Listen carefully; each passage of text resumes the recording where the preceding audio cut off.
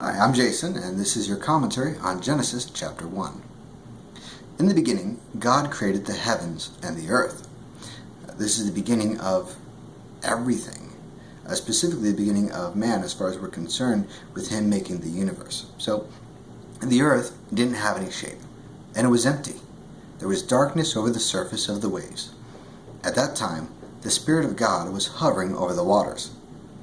God said, "Let there be light." And there was light. God saw that the light was good. He separated the light from the darkness. God called the light day. He called the darkness night. There was evening and there was morning. It was day one. And here when he says there was evening and there was morning, he does this because a lot of the ancient culture would actually have their days start from sundown of one day and go until sundown of the next day, rather than what we do, where we think that the morning begins with the sunrise. It really isn't that different from what we do, because our day begins at midnight, which is halfway through the night. So it's actually preceding the sunrise. We don't always consider that though. So he also says it was day one. He's referring to a 24-hour period. Now there's a lot of debate amongst Christians whether it's a 24-hour period or if it means more like an age. I'm more inclined to believe that it's an actual 24-hour period, because he specifies here there was evening and there was morning. So God said, "Let there be a huge space between the waters. Let it separate water from water." And that's exactly what happened. God made the huge space between the waters. He separated the water under the space from the water above it. God called the huge space sky. There was evening and there was morning. It was day two. God said, "Let the water under the sky be gathered into one place. Let dry ground appear." And that's exactly what happened. God called the dry ground land. He called all the water that was gathered together seas. And God saw that it was good. Then God said, "Let the land produce plants. Let them produce their own seeds. And let there be trees on the land that grow fruit with seeds in it. Let each kind of plant or tree have its own kind of seeds." When going through Genesis chapter 1, it's wonderful to pay attention to the word kind. He says here, let each kind of plant or tree have its own kind of seeds. And that's exactly what happened. So the land produced plants. Each kind of plant had its own kind of seeds. And the land produced trees that grew fruit with seeds in it. Each kind of tree had its own kind of seeds. God saw that it was good. There was evening and there was morning. It was day 3. There's going to be 7 days altogether, and that's why we have 7 days in our week. If you watch the first 3 days, he does light and darkness. Then he does the seas and the lands. And then he does all of the produce, the fruits and vegetables and things. So it's about to mirror itself in days 4 through 6. So God said, "Let there be lights in the huge space of the sky." So instead of just being light in general, it's now specific lights. "Let them separate the day from the night. Let the lights set the times for the holy celebrations, and the days and the years. Let them be lights in the huge space of the sky to give light on the earth." And that's exactly what happened. God made 2 great lights. He made the larger light to rule over the day, and the smaller light to rule over the night. He also made the stars. I love the fact that he throws in here, he also made the stars, as if it's like a small thought to him that the vast expanse of the cosmos that we have, he just also made them. It was just simple for him to do. So God put the lights in the huge space of the sky to give light on the earth. He put them there to rule over the day and the night. He put them there to separate light from darkness. God saw that it was good.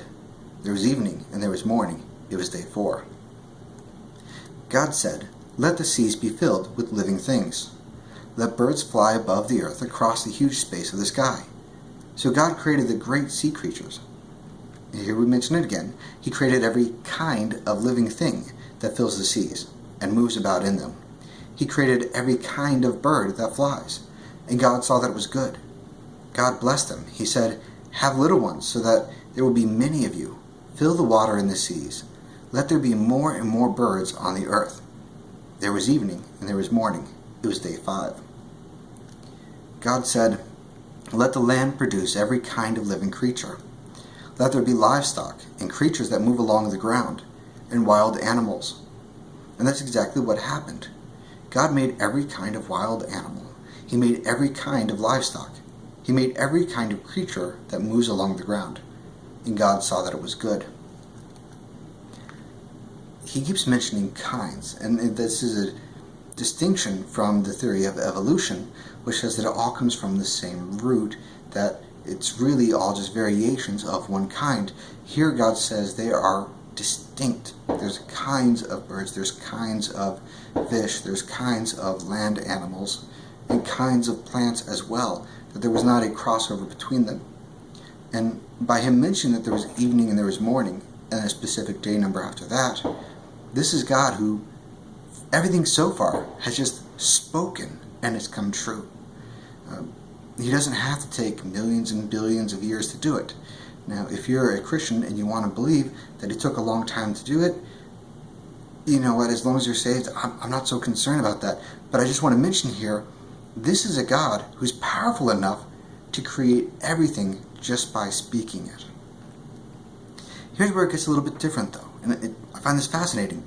Verse 26 says, "Then God said, 'Let us make human beings, so that they are like us. Let them rule over the fish in the seas and the birds in the sky.